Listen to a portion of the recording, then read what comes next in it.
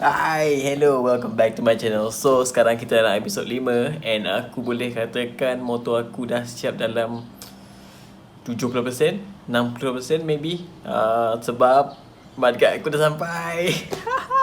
So, episod kali ni ialah aku nak pasang or install aku punya Mudguard. Jom. Tada. Well, macam yang korang nampak, ni ialah aku punya Mudguard baru. So, wow, I'm so excited nak siapkan projek motor aku ni. So, besi frame belakang ni aku dah potong awal dah. And aku tak sabar nak tengok macam mana dia siap nanti. So, tak nak buang masa. So, jom kita bekerja.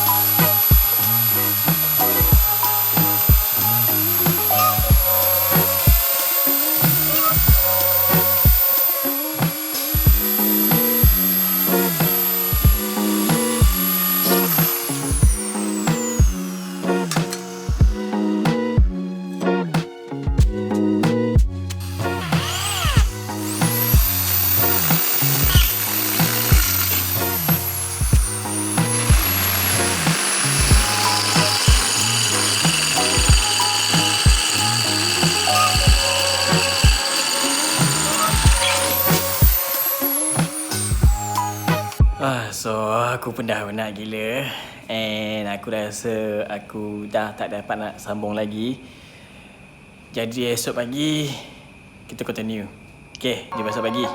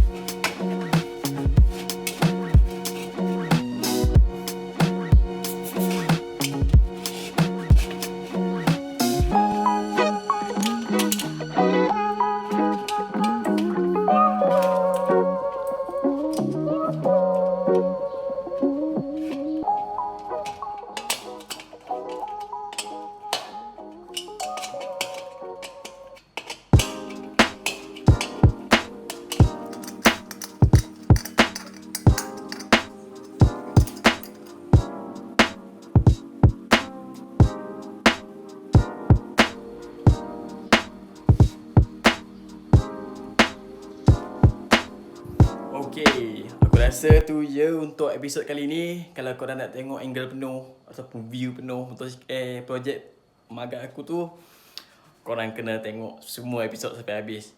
So, jumpa lagi. And by the way, next episod ialah aku nak buat set custom dari kosong, set. Jadi jumpa lagi kat next episod. Goodbye. Ciao. Jangan lupa subscribe.